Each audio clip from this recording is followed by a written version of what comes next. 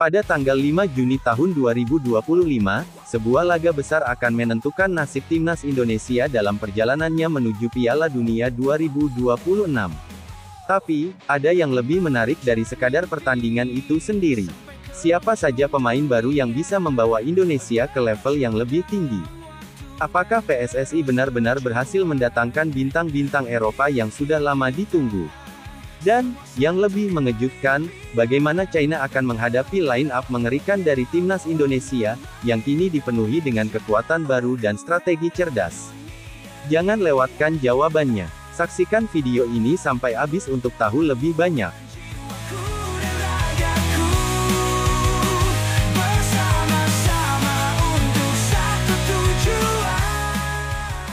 Pada tanggal 5 Juni tahun 2025, semua perhatian akan terpusat di Stadion Utama Gelora Bung Karno, yang akan menjadi saksi dari sebuah laga yang bisa menentukan nasib timnas Indonesia dalam kualifikasi Piala Dunia 2026 zona Asia.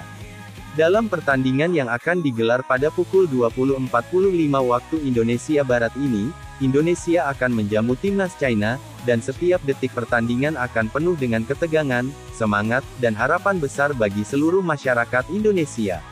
Ini bukan hanya sekedar pertandingan sepak bola, tetapi juga merupakan ujian berat bagi timnas Indonesia yang sangat berambisi untuk melaju ke Piala Dunia 2026. Ketua Umum PSSI, Erick Thohir, dengan penuh keyakinan menyatakan bahwa peluang Indonesia masih terbuka lebar. Dengan kemenangan atas China pada tanggal 5 Juni dan Jepang pada tanggal 10 Juni, timnas Indonesia memiliki potensi besar untuk finish di posisi runner-up grup C, yang akan memberikan tiket langsung ke Piala Dunia 2026. Tentu saja, dengan dua laga krusial ini, Indonesia harus memanfaatkan setiap kesempatan dan bermain dengan segenap kemampuan yang dimiliki. Namun, untuk mewujudkan hal tersebut, Erick Thohir dan jajarannya tidak menutup kemungkinan untuk memperkuat skuad dengan mendatangkan pemain-pemain baru yang bisa menambah kekuatan tim. Nama-nama yang sedang diperbincangkan oleh PSSI antara lain Emiliano Jonathans, winger muda berbakat yang bermain di FC Utrecht, Tristan Guijer, fullback kanan PEC Zwolle, dan Dinzan Berghen, penyerang dari VVV Venlo. Emiliano Jonathans, yang memiliki darah keturunan Indonesia, menjadi sorotan utama setelah ayahnya, Dennis Jonathans, mendarat di Jakarta pada FIFA Matchday Maret tahun 2025. Kehadiran Dennis di Indonesia menandakan kemungkinan besar Emiliano Jonathans akan memperkuat timnas Indonesia. Selain itu, Tristan Guijer dan Dinzan Berghen juga sudah dihubungi oleh PSSI dan mengaku siap untuk bergabung dengan timnas Indonesia. Namun, PSSI tidak hanya berhenti pada rumor.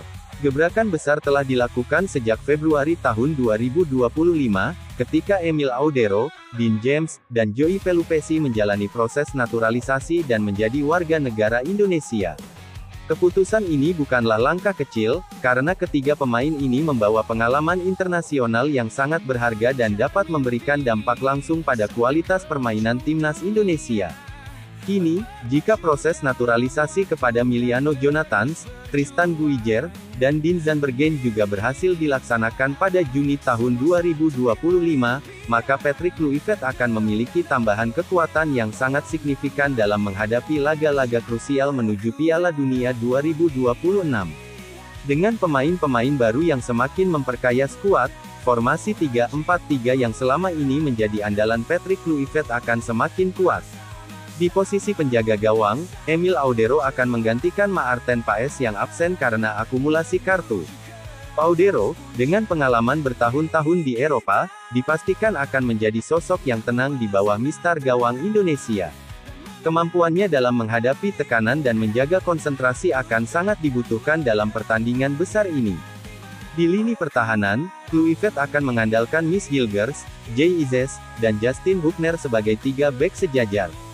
Ketiganya memiliki pengalaman yang cukup di level Eropa dan telah terbukti solid dalam menjaga pertahanan. Mereka akan menghadapi ancaman besar dari para penyerang China, yang dikenal dengan permainan cepat dan langsung. Selain itu, kombinasi Rido, Jay dan Hubner akhir-akhir ini menjadi perbincangan, mengingat chemistry ketiganya sudah terbentuk, dan mereka tercatat telah meraih 6 clean sheets dalam 7 pertandingan, dengan 5 kemenangan. Di posisi wingback kanan, Tristan Guijer siap untuk menggantikan Kevin Dix yang absen karena cedera. Guijer dikenal dengan kecepatan dan kekuatan fisiknya, yang akan memberikan stabilitas di sisi kanan pertahanan Indonesia. Di sisi kiri, Kelvin Verdong akan tetap menjadi pilihan utama sebagai wingback kiri, membawa keseimbangan antara bertahan dan menyerang.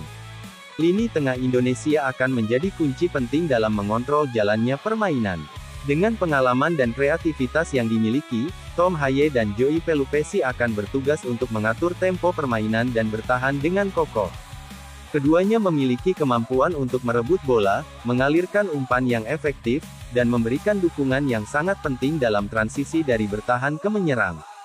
Di samping mereka, Miliano Jonathans, yang menggantikan Marcelino Ferdinand yang sedang menjalani skorsing, akan memberikan ancaman tambahan di sektor sayap kanan. Jonathans, dengan dribble cepat dan kemampuan untuk membuka ruang, akan memberikan variasi dalam serangan Indonesia. Di lini depan, Indonesia akan mengandalkan oleh Romeni sebagai penyerang tengah. Romeni memiliki insting gol yang sangat tajam, dan kehadirannya di depan gawang akan menjadi ancaman serius bagi pertahanan China. Romeni memiliki kemampuan untuk berada di posisi yang tepat saat peluang datang, dan akan sangat berperan dalam mencetak gol-gol krusial untuk timnas Indonesia. Di sisi kiri, Ragnar Oratmangun akan menjadi sosok yang terus memberikan ancaman dengan kecepatan dan teknik dribblenya yang luar biasa. Oratmangun sudah terbukti sebagai salah satu pemain yang dapat merusak pertahanan lawan, dan kemampuannya dalam menciptakan peluang akan sangat berharga bagi timnas Indonesia. Dean Zandbergen, penyerang muda yang sedang menjadi perhatian, bisa menjadi alternatif yang sangat berharga. Dengan pengalaman bermain di Eropa, Zandbergen memiliki kemampuan untuk beradaptasi dengan cepat dan memberikan dampak positif dalam permainan. Zandbergen dapat dimainkan pada babak kedua, menggantikan Jonathans atau Romeni, untuk menambah daya serang dan memberikan variasi dalam strategi menyerang. Dengan skuad yang semakin lengkap dan persiapan yang matang, timnas Indonesia siap menghadapi laga penuh tekanan melawan China. Timnas Indonesia tidak hanya berjuang untuk meraih kemenangan, tetapi juga untuk menunjukkan kepada dunia bahwa mereka siap bersaing di level tertinggi sepak bola Asia dan dunia. Kemenangan dalam laga ini akan membuka peluang besar bagi Indonesia untuk melaju ke Piala Dunia 2026, dan ini adalah momen yang tak boleh disia-siakan. Jangan lewatkan momen bersejarah ini. Saksikan timnas Indonesia berjuang mati-matian melawan China pada tanggal 5 Juni tahun 2025, pukul 20.45 waktu Indonesia Barat, hanya di RCTI. Ayo dukung Garuda dengan segala kekuatan yang kita miliki, mari kita tunjukkan kepada dunia bahwa Indonesia siap terbang tinggi menuju Piala Dunia 2026.